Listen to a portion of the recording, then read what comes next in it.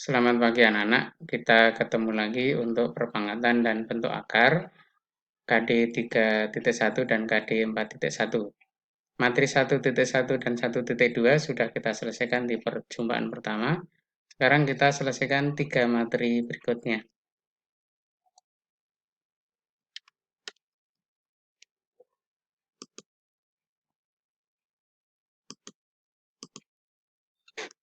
Untuk materi 1.3, pembagian pada perpangkatan, referensinya silakan dibaca diktat halaman 22 sampai 32. Untuk yang pertama, pembagian pada perpangkatan bilangan dengan basis sama. Perhatikan contoh berikut. 2/4/2/3 itu kalau pembilangnya diure dalam perkalian berulang, 2 kali 2 kali 2 kali 2, penyebutnya 2 kali 2 kali 2. Hasilnya adalah 2/1, karena pembilang ada 3 buah 2 dan penyebut ada 32 itu dicoret-coret sehingga tinggal satu bilangan 2 pada pembilang.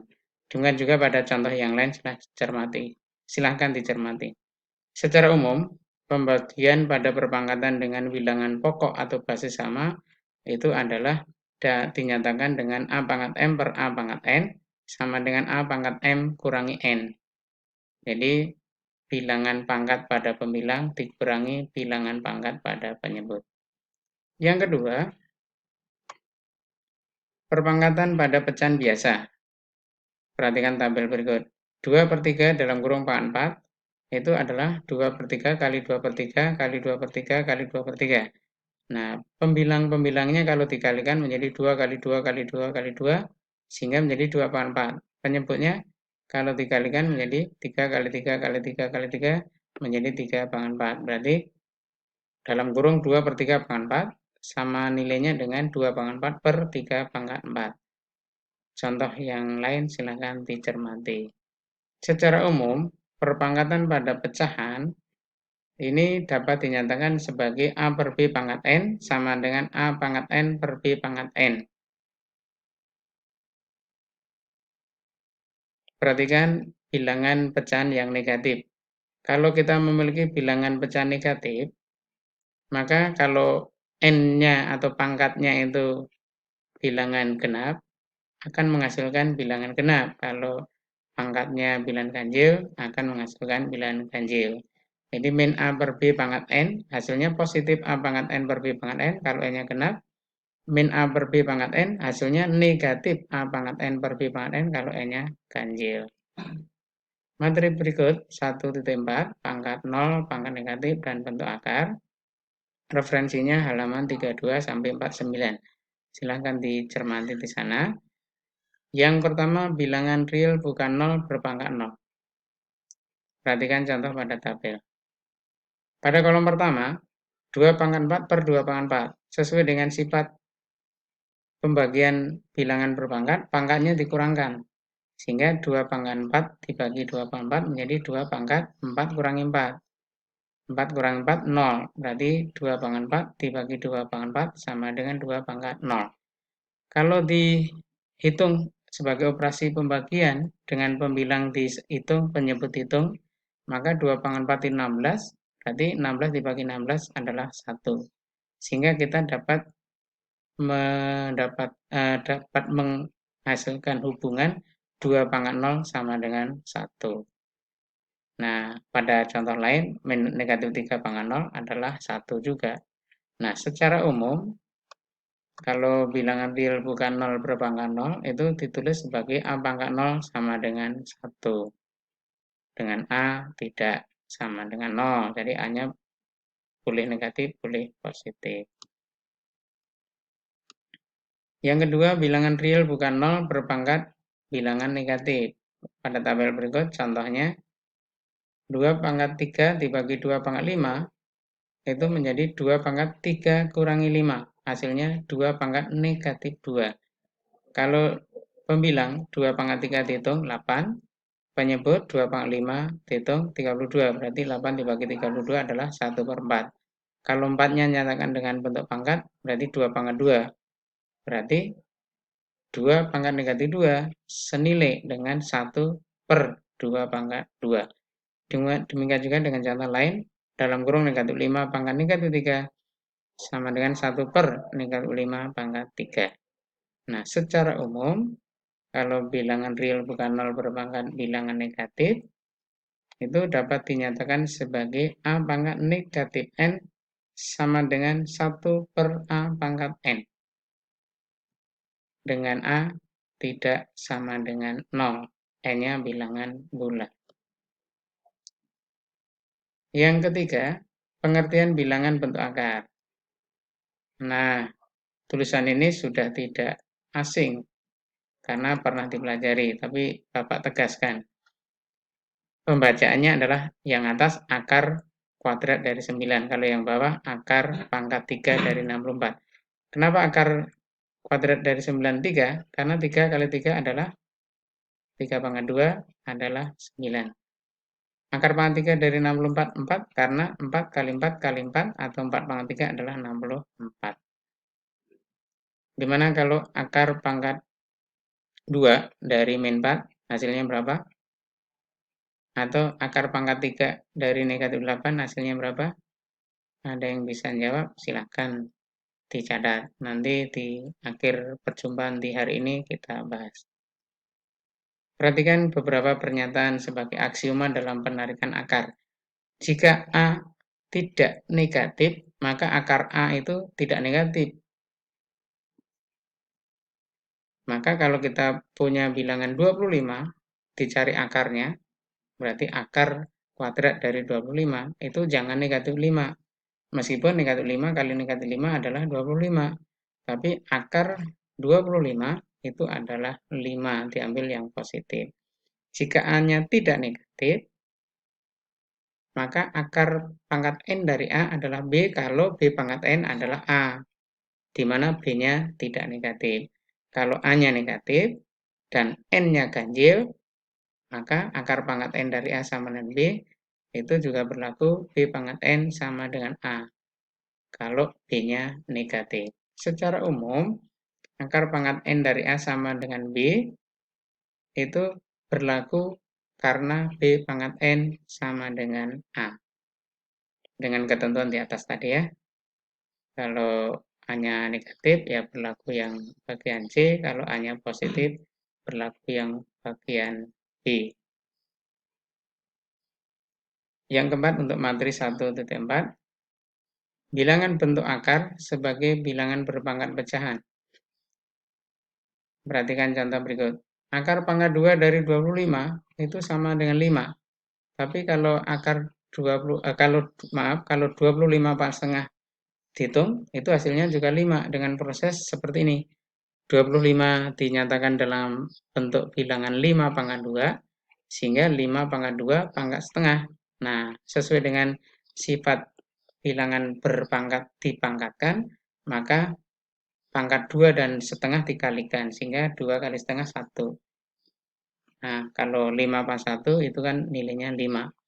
Berarti akar pangkat 2 dari 25 nilainya 5, 25 pangkat setengah nilainya 5 juga. Berarti kita mendapat hubungan bahwa akar pangkat 2 dari 25 sama dengan 25 pangkat 1 per 2. Demikian juga dengan contoh lain, silakan dicermati. Akar pangkat 3 dari 27 sama dengan 27 pangkat 1/3. Akar pangkat 4 dari 256 sama dengan 256 pangkat 1/4. Akar pangkat 4 dari 2 pangkat 8 sama dengan 2 pangkat 8/4. Maka secara umum, bentuk akar dapat dinyatakan sebagai bilangan berpangkat pecahan sebagai berikut. Akar pangkat N dari A sama dengan A pangkat 1/N. Dan akar pangkat N dari A pangkat M sama dengan A pangkat M per N. Dengan A tidak sama. Dengan A lebih dari atau sama dengan 0. M dan N bilangan bulat positif. Yang kelima, sifat-sifat lain dari bentuk akar. Cermati sifat-sifat yang sudah pernah dibahas, dan ini Bapak tambahkan. P akar pangkat N dari A tambah Q akar pangkat N dari A. Jadi akar pangkat N dari A sama. Nah, bilangan bulat di depannya, P dan Q itu dioperasikan dulu. Sehingga menjadi P tambah Q hasilnya berapa? Dikali akar pangkat N dari A. Demikian juga dengan beberapa sifat-sifat operasi lain, silahkan dicermati. Nah, penggunanya seperti ini. Contoh, akar 32 tambah akar 18, akar 32 bisa diubah menjadi akar 16 kali 2. 16 itu adalah faktor 32 yang merupakan kuadrat sempurna tertinggi. 9 faktor dari 18 merupakan kuadrat sempurna tertinggi. Nah, 16 kalau di akar 4, 9 kalau di akar 3.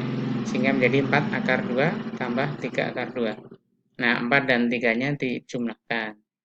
Hasilnya 7 baru dikali akar 2. Nah, cermati contoh yang lain. Yang terakhir, notasi ilmiah atau bentuk baku. Referensinya halaman 50-56. Silakan dibaca dan dicatat hal-hal yang perlu di sana. Yang pertama, pembulatan bilangan pecahan desimal. Ini sudah tidak asing ya, tapi perlu Bapak ingatkan. Kalau kita mau membulatkan bilangan pecahan desimal menjadi 2 tempat desimal, 2 angka di belakang tanda koma, perhatikan angka yang ketiga di belakang tanda koma. Kalau angka ketiganya 0 sampai 4, maka angka ketiga dan seterusnya dihilangkan. Kalau angka ketiga 5 sampai 9, maka angka ketiga dan seterusnya dihilangkan, tetapi ada tambahan 1 pada angka kedua. Sebagai contoh, kalau kita bulatkan 2 tempat desimal, 3,57489, maka angka ketiganya 4, berarti 489 hilang. Pembulatannya cukup 3,57. Beda dengan 5,48637, angka ketiganya 6, berarti 637 hilang, tapi angka kedua 8 ditambah 1 menjadi 9. Sehingga pembulatannya menjadi 5,49. Jadi ada perbedaan perlakuan. Yang kedua, penulisan notasi ilmiah. Bentuk bakunya adalah A kali 10 pangkat N. Dengan 1 kurang dari A, kurang dari atau sama dengan A, kurang dari 10. Hanya bilangan bulat. Maksudnya adalah A-nya ini nilainya harus paling kecil 1, paling besar 9,999. Jadi kurang dari 10. Nggak boleh 10. Contoh, kalau kita punya bilangan 543,2798. Dibulatkan 2 desimal di belakang koma, 2 angka di belakang koma atau 2 tempat desimal, maka koma antara 3 dan 2 digeser ke kiri menjadi di antara 5, dan 4. Sehingga menjadi 5,4.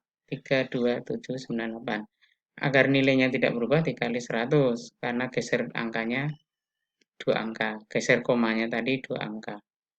Sehingga 100 dinyatakan sebagai 10 pangkat 2. Sehingga kalau dibulatkan menjadi 5,43 kali 10 pangkat 2. Demikian juga dengan contoh yang kecil. 0,000253768949, koma di antara 0,0 digeser ke kanan sehingga menjadi antara 2 dan 5. Agar nilainya tidak berubah, ya kembali lagi dibagi 100.000 karena gesernya 5 angka. Angka ke 3-nya 7, maka 7 ke belakang dihilangkan menjadi 2,54.